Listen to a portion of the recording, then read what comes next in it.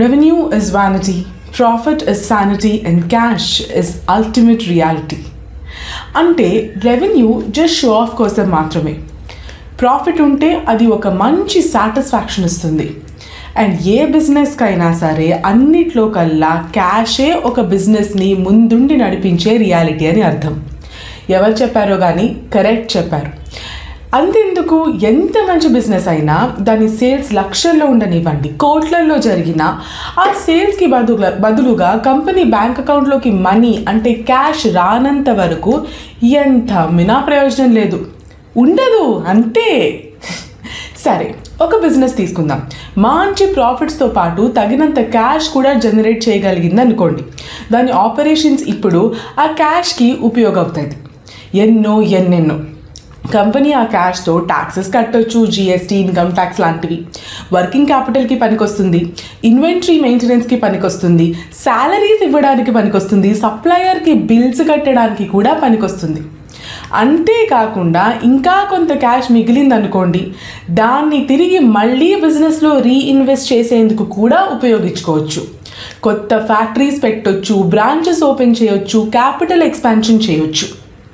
So ఒక company వద్ద ఉండే క్యాష్ నుంచి డే టు డే ఆపరేషన్స్కి అవసరమైన క్యాష్ రిక్వైర్మెంట్ని డిడక్ట్ చేసేస్తే అట్ ది ఎండ్ మిగిలినదే మన ఫ్రీ క్యాష్ ఫ్లో లేదా FCF అంటారు. సో బేసికలీ ఇదంతా క్యాష్ కంపెనీ ఇన్వెస్టర్స్కి డివిడెండ్ పే చేయడానికి వాడుతుంది. ఏదైనా company long term growth and stability కోసం ఫోకస్ చేస్తుంది అంటే ఖచ్చితంగా ఫ్రీ క్యాష్ ఫ్లో ఒక ముఖ్యమైన మెట్రిక్. ప్రాఫిట్స్ని సంపాదించడానికి కంపెనీ తమ క్యాపిటల్ని ఎంత ఎఫిషియెంట్గా ఉపయోగిస్తుంది అన్నది ఫ్రీ క్యాష్ ఫ్లో ద్వారా ఇన్వెస్టర్స్ తెలుసుకోవచ్చు. కంపెనీ యొక్క ఫ్రీ క్యాష్ ఫ్లోని దాని ఎర్నింగ్స్తో కంపేర్ చేయడం ద్వారా ఇన్వెస్టర్స్ కంపెనీ తమ ఆపరేషన్ సపోర్ట్ చేయడానికి అండ్ ఫ్యూచర్ గ్రోత్ ఆపర్చునిటీస్లో పెట్టుబడి పెట్టడానికి తగినంత క్యాష్ ఉందా లేదా అని కూడా ఇన్వెస్టర్స్కి అర్థమవుతుంది. కాబట్టి ఈరోజు ఈ వీడియోలో మనం 2 స్టాక్స్ గురించి మాట్లాడుకోబోతున్నాం. ఇవి అత్యంత ఎక్కువ ఫ్రీ క్యాష్ ఫ్లో కలిగిన 2 స్టాక్స్ అయినప్పటికీ ప్రస్తుతం గత 52 వీక్స్ లోలో ఈ స్టాక్స్ ట్రేడ్ అవుతున్నాయి. ఈ స్టాక్స్కి సెలెక్ట్ చేసుకోవడం కన్నా ముందు మేము కొన్ని ఫిల్టర్స్ అప్లై చేసాం. ఆ ఫిల్టర్స్ ఏంటంటే, మార్కెట్ క్యాపిటలైజేషన్ 5000 crores కన్నా ఎక్కువ ఉన్న స్టాక్స్ ఇవి. లాస్ట్ ఫైనాన్షియల్ ఇయర్లో ఫ్రీ క్యాష్ ఫ్లో 1000 కోట్ల కన్నా ఎక్కువ ఉన్న స్టాక్స్ ఇవి. 25% కంటే ఎక్కువ ఈక్విటీపై రిటర్న్ ఇచ్చిన స్టాక్స్ ఇవి. అండ్ లాస్ట్ 5 yearsలో sales growth compound annual growth rate 15% కంటే ఎక్కువ ఉన్న స్టాక్స్ ఇవి. ఈ ఫిల్టర్స్ అప్లై చేశాక లాస్ట్లీ గత 52 వీక్స్లో హైయెస్ట్ డిస్కౌంట్లో ట్రేడ్ అవుతున్నాయా లేదా అని సెలెక్ట్ చేసుకోవడం జరిగింది. మీరు రెడీగా ఉన్నారా? మన ఫస్ట్ కంపెనీ గురించి మాట్లాడేసుకుందాం.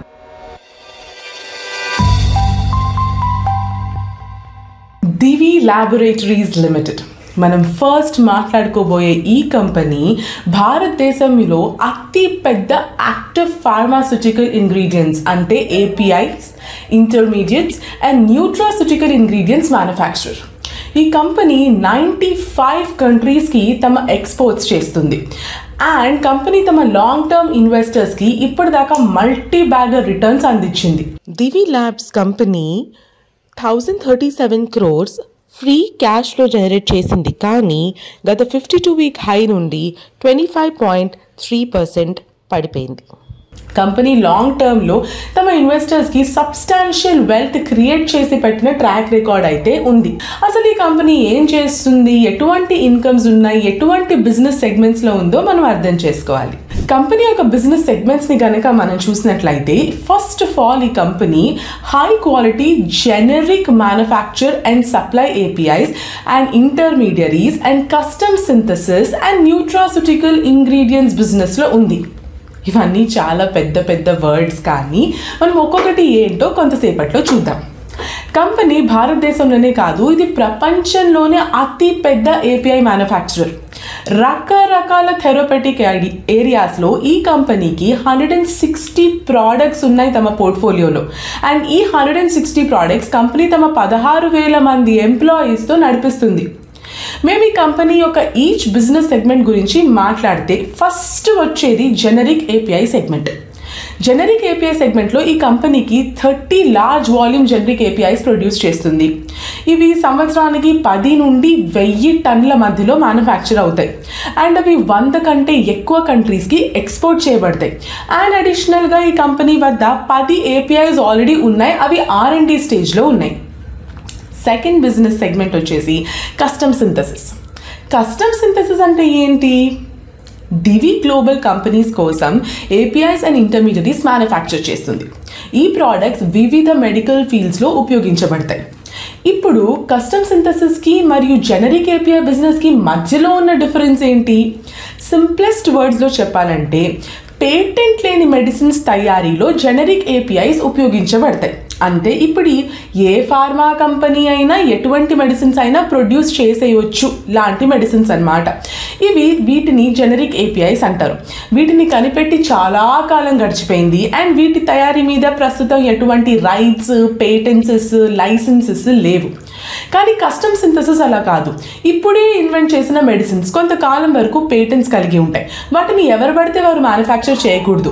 వాటిని మ్యానుఫ్యాక్చర్ చేయడానికి స్పెషల్ రైట్స్ అండ్ పేటెంట్స్ కావాలి అండ్ ఆ కంపెనీస్ని ఇన్నోవేటర్ కంపెనీస్ అంటారు. ఇప్పుడు మనం మాట్లాడే ఈ యొక్క దివి ల్యాబొరేటరీస్ ఇలాంటి కస్టమ్ సింథసిస్ కూడా చేస్తూ ప్రపంచంలో ఎన్నో ఇన్నోవేటర్ కంపెనీస్ కోసం జనరల్గా ఈ రకమైన బిజినెస్లో ప్రైజింగ్ పవర్ ఎక్కువ ఉంటుంది. ఎందుకంటే కాంపిటీటర్స్ ఎవరు ఉండరు కాబట్టి అండ్ దీని కారణంగా ప్రాఫిట్ మార్జిన్స్ కూడా చాలా స్ట్రాంగ్ ఉంటాయి. ప్రపంచంలో టాప్ 20 లార్జెస్ట్ ఫార్మా కంపెనీస్లో 12 కంపెనీస్తో దివికి 10 సంవత్సరాలుగా కస్టమ్ సింథసిస్ కోసం అసోసియేషన్ ఆల్రెడీ ఉంది. న్యూట్రాస్యూటికల్స్ అంటే ఏంటి? కంపెనీ విశాఖపట్నంలో active ingredients and carotenoids finished ఫార్మ్స్లో ప్రొడ్యూస్ చేస్తుంది. ఈ రోజు దివి దాదాపు అన్ని ప్రధాన ఫుడ్ సప్లిమెంట్స్ అండ్ ఫుడ్ మ్యానుఫ్యాక్చరర్స్కి ఈ కార్టినాయిడ్స్ని సప్లై చేస్తుంది.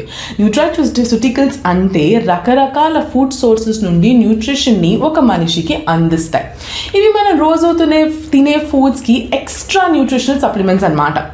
అండ్ కార్టినాయిడ్స్ గురించి మాట్లాడాలంటే ఇవి న్యాచురల్గా కలిగే ప్లాంట్స్, ఫ్రూట్స్, వెజిటబుల్స్లో కనిపించే పిగ్మెంట్స్. మన ఫుడ్కి కలర్ ఈ కార్టినాయిడ్స్ వల్ల వస్తుంది. దివి కంపెనీ రెవెన్యూని ఎగ్జామిన్ చేస్తే కంపెనీ యొక్క టాప్ 5 ప్రోడక్ట్స్ రెవెన్యూలో 60% షేర్ ఉంటే టాప్ 5 కస్టమర్స్ రెవెన్యూలో 54% కాంట్రిబ్యూట్ చేస్తాయి. జాగ్రఫికల్లీ కూడా మీరు కంపెనీ రెవెన్యూ గమనిస్తే కంపెనీ రెవెన్యూలో ఎక్కువ భాగం నార్త్ అమెరికా అండ్ యూరప్ నుండి వస్తుంది. కంపెనీ ఫైనాన్షియల్ పర్ఫార్మెన్స్ చూస్తే గత కొన్ని క్వార్టర్స్లో అయితే కంపెనీ సేల్స్ తగ్గిపోయాయి. ఇది జస్ట్ క్వార్టర్ ఆన్ క్వార్టర్ మాత్రమే కాదు, ఇయర్ ఆన్ ఇయర్ బేసిస్ మీద కూడా కంపెనీ సేల్స్ తగ్గడం జరిగింది.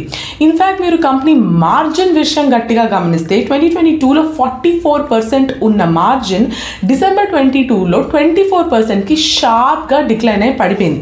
రా material prices and increasing energy cost కారణంగా మార్జిన్స్ వాస్తవానికి ప్రెషర్లో ఉన్నాయని మేనేజ్మెంట్ చెప్తుంది. వాటి మ్యానుఫ్యాక్చరింగ్ ప్రాసెస్లో ఉపయోగించే కొన్ని కీ రా మెటీరియల్ ప్రైజెస్ 30% to 50% పెరిగిందట. నిజానికి కొన్ని ప్రైజెస్ దాదాపు 100% కూడా పెరిగాయంట. ఇవి కాకుండా లాజిస్టిక్స్ వైపు కూడా కంపెనీకి గట్టి క్రైసిస్ ఉంది. COVID-19 కారణంగా సప్లై చైన్లో చాలా డిస్రప్షన్ జరిగింది. ఈ విషయం ఏ కంపెనీకైనా తెలిసిందే, ఇది ఒక గ్లోబల్ ట్రూత్. అయితే గ్లోబల్ సప్లై చైన్లో కూడా ఈ కంపెనీకి రకరకాల ప్రాబ్లమ్స్ వచ్చాయి. ఇవి కంటైనర్ విషయాల్లో కావచ్చు, ట్రాన్స్పోర్ట్ విషయంలో కావచ్చు, షిప్పింగ్ విషయాల్లో కావచ్చు, పోర్ట్ హర్డల్స్ కావచ్చు. కానీ దివి లాంటి కంపెనీకి 90% రెవెన్యూ అన్నది ఎక్స్పోర్ట్స్ ద్వారా వస్తుంది. అటువంటి కంపెనీకి గ్లోబల్ లెవెల్లో లాజిస్టికల్ ప్రాబ్లమ్స్ ఉండడం అంటే చాలా పెద్ద క్రైసిస్ అనే చెప్పుకోవాలి. దివి ల్యాబ్స్ యొక్క మరొక వర్త్ మెన్షనింగ్ ఆస్పెక్ట్ ఏంటంటే వాళ్ళ వర్కింగ్ క్యాపిటల్ సైకిల్. FY21లో 150 days ఉన్న ఈ వర్కింగ్ క్యాపిటల్ సైకిల్ FY22కి వచ్చేసరికి 177కి పడింది. అయితే వర్కింగ్ క్యాపిటల్ డేస్ కంపెనీ తమ కరెంట్ అసెట్స్ని క్యాష్గా మార్చడానికి తీసుకున్న టైం అన్నమాట. ఎంత తక్కువ ఉంటే అంత మంచిది. దివి ల్యాబ్స్లో ఈ విషయం అలా జరగదు. ఎందుకంటే దివి ల్యాబ్స్కి లాంగ్ వర్కింగ్ క్యాపిటల్ సైకిల్ కావాలి, మెయిన్లీ వాళ్ళ ఇన్వెంటరీ డేస్ కోసం. సో బేసికల్లీ కంపెనీ కొన్ని ప్రోడక్ట్స్ సచ్ యాజ్ నెప్రాక్సిన్, డెక్స్టోమెథార్ఫిన్ అండ్ గెబాన్పెంటిన్ వంటి ప్రోడక్ట్స్ని లార్జ్ వాల్యూమ్లో ప్రొడ్యూస్ చేస్తుంది. బల్క్ ప్రొడక్షన్ అన్నమాట. కంపెనీ దీన్ని క్యాంపెయిన్ ప్రొడక్షన్ స్ట్రాటజీ ఫాలో అవుతుంది. ఇందులో కంపెనీ ఫుల్ కెపాసిటీతో ప్లాంట్ని నడిపించేసి ఈ ప్రోడక్ట్స్ని మాస్ ప్రొడ్యూస్ చేసి స్టోర్ చేస్తుంది. ఆపై కంపెనీ తమ ఇతర ప్రోడక్ట్స్ని మ్యానుఫ్యాక్చర్ చేసుకోవడానికి ప్లాంట్ అవైలబుల్లో ఉంటుంది. కానీ దీని కారణంగా కంపెనీ మాస్ ప్రొడ్యూస్ చేసిన గూడ్స్ని ఎక్కువ కాలం ఇన్వెంటరీగా హోల్డ్ చేయాల్సి వస్తుంది. So for that reason Divi company working capital days చాలా ఎక్కువ ఉంటాయి. ఇప్పుడు దివి ల్యాబొరేటరీస్ యొక్క కొన్ని కీ ఫైనాన్షియల్ నంబర్స్ని చూద్దాం అండ్ వాటిని దివికి సంబంధించిన లిస్టెడ్ పియర్స్ అయిన గ్రాన్యూల్స్ లిమిటెడ్ అండ్ లారెల్స్ ల్యాబ్స్తో కంపేర్ చేసి చూద్దాం. వాల్యుయేషన్ పరంగా చూసుకుంటే దివి ల్యాబ్స్ ప్రీమియంలో ట్రేడ్ అవుతుంది గ్రాన్యూల్స్ ఇండియా అండ్ లారెల్స్ ల్యాబ్స్తో కంపేర్ చేస్తే. డెట్ ఈక్విటీ విషయానికి వస్తే Granules debt equity 0.40 and Laurus labs debt equity 0.41 అయినప్పటికీ Divi labs is debt free, వాళ్ళకి డెట్టే లేని సిచ్యువేషన్. అండ్ మూడింటి మధ్యలో సేల్స్ గ్రోత్ విషయానికి వస్తే లారెల్స్ ల్యాబ్స్ సేల్స్ మూడింటి కంటే ఎక్కువ గ్రోత్ చూపించున్నది, కానీ దివి ల్యాబ్స్ మాత్రం రిటర్న్ ఆఫ్ ఈక్విటీ పరంగా మూడింటిని అవుట్ పర్ఫార్మ్ చేసింది. ఇప్పుడు మనం ఈ వీడియోలో మన రెండో కంపెనీ గురించి మాట్లాడుకుందాం, Mangalore refinery and petrochemicals limited. Aditya Birla గ్రూప్కి చెందిన మొదటి రిఫైనరీ కంపెనీ ఇది. Aditya Birla group and Hindustan petroleum corporation limited అంటే HPCL జాయింట్గా మ్యాంగలోర్లో రిఫైనరీ అండ్ పెట్రోకెమికల్ ఫెసిలిటీని ఎస్టాబ్లిష్ చేశారు. కానీ 2003లో ONGC ఆదిత్య బిర్లాలో షేర్స్ కొనేసింది. ఆ తర్వాత ఇప్పుడు ఈ కంపెనీలో మెజారిటీ షేర్ హోల్డర్గా ONGC మారింది. నేను Mangalore refinery and petrochemical limited లేదా MRPL గురించి మాట్లాడుతున్నాను. MRPL దాని retail outlets and transport terminals ద్వారా aviation fuel and petroleum products trading బిజినెస్ని ఆపరేట్ చేస్తుంది and per annum 15 million metric tons crude oil processing and refining capacity కలిగి ఉంది. 5,667 crores free cash flow generate చేయగలిగిన ఈ కంపెనీ గత 52-week high నుండి 51.2% పడిపోయింది. MRL స్టాక్ లాస్ట్ 1 weekలో హావెవర్ కాస్త స్ట్రాంగ్ పర్ఫార్మెన్సే ఇచ్చింది. ఇక్కడ లోకల్గా ప్రొడ్యూస్ చేయబడిన అండ్ ప్రాసెస్ చేయబడిన క్రూడ్ ఆయిల్ పై విండ్ ఫాల్ ట్యాక్స్లో రివిజన్ జరిగిన నేపథ్యంలో ఈ స్టాక్ ప్రైస్ దాదాపు 14% పెరిగింది. ఇప్పుడు మీరు ఈ విండ్ఫాల్ ట్యాక్స్ ఏంటి అండ్ MRPLకి దీంతో ఏంటి సంబంధం అని అనుకోవచ్చు. లాస్ట్ ఇయర్ జూలైలో భారతదేశం మొట్టమొదటిసారిగా ఎనర్జీ కంపెనీస్పై విండ్ఫాల్ ట్యాక్స్ అనేది ఇంపోజ్ చేసింది. విండ్ఫాల్ ట్యాక్స్ అనేది సూపర్ నార్మల్ ప్రాఫిట్స్ జనరేట్ చేసే కంపెనీస్పై గవర్నమెంట్ విధించే అడిషనల్ ట్యాక్స్ అన్నమాట. కంపెనీ ప్రోడక్ట్స్ పై ఎప్పుడైతే అడిషనల్ ట్యాక్స్ ఇంపోజ్ చేస్తారో అప్పుడు వారి బిజినెస్ ప్రాఫిట్స్ దెబ్బతింటాయి. ఈ విషయం గవర్నమెంట్కి ఇప్పుడు బాగానే అర్థమైంది. అందుకే లాస్ట్ ఇయర్ మధ్యలో petrol, diesel and aviation fuel వంటి రిఫైన్డ్ క్రూడ్ ప్రోడక్ట్స్ పై గవర్నమెంట్ విండ్ఫాల్ ట్యాక్స్ని ఇంపోజ్ చేయడం స్టార్ట్ చేయగానే MRPL ఒక లాస్ట్ క్వార్టర్ రిజల్ట్స్ డైరెక్ట్గా ఇంపాక్ట్ అయ్యాయి. Q3లో లాస్ని పోస్ట్ చేసిన తర్వాత MRPL షేర్స్ చాలా మంచి స్టేజ్లో ఉన్నాయి. ఇది వారి 1 year స్టాక్ ప్రైస్ మూవ్మెంట్తో పోలిస్తే. MRPL లాస్ట్ 1 yearలో -18% రిటర్న్స్ ఇచ్చింది. లాస్ట్ 5 years స్టాక్ పర్ఫార్మెన్స్ కూడా షేర్ హోల్డర్స్ని డిసప్పాయింట్ చేసింది. ఇప్పుడు ఇది ప్రైస్ మూవ్మెంట్కి సంబంధించిన మ్యాటర్. MRPL బిజినెస్ గురించి కాస్త డెప్త్గా వెళ్దాం. MRPL కర్ణాటక యొక్క ఫ్యూయల్ డిమాండ్ని తీర్చడంలో చాలా ముఖ్యమైన పాత్ర పోషిస్తుంది. ఆయిల్ రిఫైనర్గా మాత్రమే కాకుండా మేజర్ రీటైల్ ప్లేయర్గా కూడా ఉంది. అవును, వారు తమ రిఫైన్డ్ చేసిన ప్రోడక్ట్స్ని వారి strong distribution and retail network ద్వారా సెల్ చేస్తారు. మీ ఇన్ఫర్మేషన్ కోసం ఆయిల్ రిఫైనరీ ప్లాంట్లో క్రూడ్ ఆయిల్ లేదా పెట్రోలియంని వాడి gasoline, diesel, fuel oil, heating oil, kerosene, liquefied petroleum gas లాంటి హై వాల్యూ ప్రోడక్ట్స్ మ్యానుఫ్యాక్చర్ అవుతాయి. MRPL retail brand HIQ under refine చేసిన ఫ్యూయల్ని cell చేయడం ప్రారంభించింది. అతి త్వరలో MRPL కేరళ అండ్ గోవాలో కూడా తమ ప్రెసెన్స్ని ఎక్స్పాండ్ చేయబోతుంది.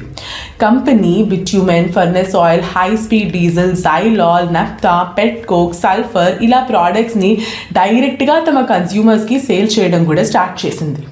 అలాగే షెల్తో జాయింట్ వెంచర్ తర్వాత MRPL ఇప్పుడు ఇండియన్ ఎయిర్పోర్ట్స్లో ఏవియేషన్ టర్బైన్ ఫ్యూయల్ సేల్స్లోకి కూడా ఎంటర్ అయిపోయింది. ఫైనల్గా MRPL తమ మ్యాంగ్పోల్ బ్రాండ్ ద్వారా పాలీప్రొపిలిన్ అనే పెట్రోకెమికల్ సేల్లో కూడా ఇన్వాల్వ్ అవ్వడం స్టార్ట్ అయింది. 17.14 మిలియన్ మెట్రిక్ టన్స్తో MRPL FY23లో హైయెస్ట్ ప్రాసెసింగ్ అండ్ ప్రొడక్షన్ని సాధించింది. అలాగే వారు ఫైనాన్షియల్ ఇయర్లో 31 రీటైల్ స్టోర్స్ని యాడ్ చేశారు. దీంతో వాళ్ళ టోటల్ రీటైల్ స్టోర్ కౌంట్ 63కి చేరుకుంది. అవును, FY23 ఒక Q2 అండ్ Q3 results super high windfall tax ఉన్నాయి అండ్ దీని కారణంగా ఆపరేటింగ్ మార్జిన్స్ ఖచ్చితంగా డౌన్ అయ్యాయి. అయితే డిసెంబర్ 2022 తర్వాత ఇండియన్ గవర్నమెంట్ విన్ఫాల్ ట్యాక్స్ని సిగ్నిఫికెంట్గా రెడ్యూస్ చేసింది. మీరు కనుక గమనిస్తే జనవరి నుండి Feb 23 మధ్య విన్ఫాల్ ట్యాక్స్ 1900 రూపీస్ పర్ టన్ ఉండింది. అదే నవంబర్ 22 టు డిసెంబర్ 22 మధ్యలో 10,000 రూపాయలు పర్ టన్, 10,000 నుండి జస్ట్ 1900 పర్ టన్కి తగ్గించేసింది గవర్నమెంట్. అండ్ మీరు Q4 FY23 నంబర్లో దాని ఇంపాక్ట్ని చూడవచ్చు. అదే క్వార్టర్లో మేము MRPL యొక్క రెవెన్యూ క్వార్టర్ ఆన్ క్వార్టర్లో స్లైట్ డిక్లైన్ కనిపిస్తుంది. అయితే మార్జిన్లో సబ్స్టాన్షియల్ ఇంప్రూవ్మెంట్ ఉంది, మెయిన్గా Q3తో పోలిస్తే తక్కువ విన్ఫాల్ ట్యాక్స్ కారణంగా. MRPL లాస్ట్ 3 ఇయర్స్లో హైయెస్ట్ ఆపరేటింగ్ ప్రాఫిట్ని రికార్డ్ చేయగలిగింది. MRPL బ్యాలెన్స్ షీట్లో డెట్ FY23లో చాలా డీలెవరేజ్ చేశారు. అయితే వారి డెట్ లెవెల్ ఇప్పటికీ దాని పాండమిక్ లెవెల్ కంటే చాలా ఎక్కువ ఉంది. And debt to equity ratio 1.72, current ratio 0.99. మీరు వారి ఫైనాన్షియల్ హెల్త్ని కూడా క్లోజ్గా అబ్జర్వ్ చేయొచ్చు. కరెంట్ రేషియో కంపెనీ తమ షార్ట్ టర్మ్ డెట్ ఆబ్లిగేషన్స్ని ఎలా తీర్చగలదు అన్నది మనకి తెలియజేస్తుంది. ఐడియల్గా మాట్లాడుకోవాలంటే 1.50 కంటే ఎక్కువే ఉండాలి. షేర్ హోల్డింగ్ ప్యాటర్న్ గురించి మాట్లాడితే promoter equity such as ONGC and HPCL వంటి పెద్ద ప్లేయర్స్ అయితే ఖచ్చితంగా ఉన్నారు. They hold around 88.58% shares. Last 2 క్వార్టర్స్లో తమ షేర్స్ కూడా పబ్లిక్కి సెల్ చేసింది MRPL. డిసెంబర్ 22 అండ్ మార్చ్ 23లో కంపెనీలో పబ్లిక్ హోల్డింగ్ 10% కంటే ఎక్కువ పెరిగింది. మరోవైపు foreign and domestic institution holdings తగ్గాయి. మరో విషయం ఏంటంటే MRPLని HPCLతో మర్జ్ చేసే ప్రాసెస్ని ONGC ప్రారంభించేసింది. జనవరి 2023లో ఈ న్యూస్ వచ్చింది. MRPL మ్యాంగ్లూర్ పోర్ట్కి దగ్గరగా ఉందని, హ్యూజ్ లొకేషన్ అడ్వాంటేజ్ కలిగి ఉంది. ఎక్స్పోర్ట్ కోసం రా మెటీరియల్ కావచ్చు, ఫినిష్డ్ ప్రోడక్ట్స్ కావచ్చు, complete end to end logistic హ్యాండ్లింగ్లో వీళ్ళకి ఇదే గ్రేటెస్ట్ అడ్వాంటేజ్. కానీ ఆబ్వియస్లీ MRPL ఒక PSU controlled company, traditionally commodity బిజినెస్లో ఉన్నందువలన చాలా రెగ్యులేషన్కి గురవుతుంది అండ్ ఇన్హరెంట్ సైక్లారిటీ ప్రాబ్లమ్స్ అయితే అలాగే ఉన్నాయి. MRPL యొక్క business international crude oil prices, import duties, foreign exchange రేట్స్కి చాలా ఎక్స్పోజర్ కలిగి ఉంది. అండ్ ఈ కారణంగా కంపెనీ ప్రాఫిట్స్ మార్జిన్ ఎప్పుడూ స్టేబుల్గా ఉండదు. ఇప్పుడు మనము MRPL యొక్క కొన్ని కీ ఫైనాన్షియల్ మెట్రిక్స్ని స్క్రీన్ మీద చూద్దాం అండ్ దీన్ని తన కాంపిటీటర్స్ అయిన Chennai petroleum corporation limited CPCL and Indian oil corporation లిమిటెడ్తో కంపేర్ చేద్దాం. MRPL ట్రేడ్ చేసే PE రేషియో 4. ఇది IOCL కన్నా తక్కువ వాల్యుయేషన్ కలిగి ఉన్నది. కానీ CPCL PE రేషియో 1.27. ఈ మూడిట్లో ఇదే చాలా తక్కువ. In fact debt equity ratio of CPCL చూస్తే అది MRPL అండ్ IOCL కంటే తక్కువ. అండ్ రిటర్న్ ఆన్ ఈక్విటీ గురించి కనుక మాట్లాడినట్లయితే సేల్స్ గ్రోత్ గత 5 సంవత్సరాల్లో CPCL కంపెనీది మిగతా 2 కంపెనీస్ కన్నా ఎక్కువ ఉంది. So that was for this video. 2 high free cash flows కలిగిన స్టాక్ ఏవైతే గత 52 వీక్స్లో డిస్కౌంట్కి ట్రేడ్ అవుతున్నాయో వీటిలో ఏ కంపెనీ స్టాక్స్ మీ పోర్ట్ఫోలియో ఉన్నాయి అండ్ మీ మైండ్లో ఉన్న ఇతర high free cash flow stocks ఏవి కింద కామెంట్ సెక్షన్లో చెప్పండి. మేము మళ్ళీ చెప్తున్నాము, ఈ వీడియోస్ కేవలం ఇన్ఫర్మేషన్ అవేర్నెస్ పర్పసెస్ కోసం మాత్రమే చేస్తున్నాము. ఫలానా స్టాక్ కొనండి, కొనొద్దు లాంటి అడ్వైజరీ మేము ఇవ్వట్లేదు. గ్రోకి సబ్స్క్రైబ్ చేసుకోండి. పెట్టుబడి సరళమైనది.